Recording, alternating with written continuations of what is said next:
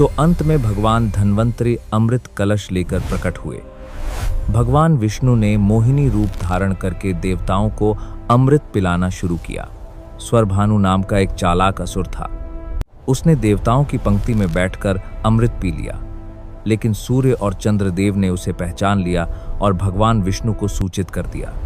विष्णु जी ने तुरंत अपने सुदर्शन चक्र से स्वरभानु का सिर काट दिया, लेकिन तब तक अमृत उसके गले तक पहुंच चुका था, इसलिए उसका सिर अमर हो गया और उसे राहु कहा गया। उसका धड़ भी अलग हो गया, जिसे केतु कहा गया। दोनों ही अमर हो गए, लेकिन अधूरे रह गए। तभी से राहु और केतु सूर्य और चंद्रमा से बदला लेने के लिए उन्हें समय समय पर ग्रहण लगाते हैं। राहु और केतु क्या हैं?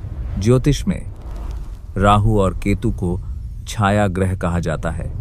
ये वास्तविक ग्रह नहीं है, बल्कि चंद्रमा की कक्षा के दो बिंदु हैं, जहां चंद्रमा की कक्षा पृथ्वी की कक्षा को काटती है।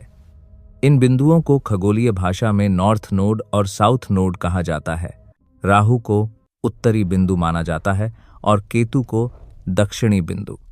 भले ही ये भौतिक रूप से ग्रह नहीं है, लेकिन वैदिक ज्योतिष में इनका प्रभाव बेहद शक्तिशाली माना जाता है।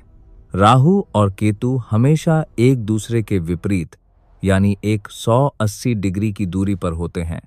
अगर राहु किसी की कुंडली में पहले घर में है, तो केतु 7वें घर में होगा।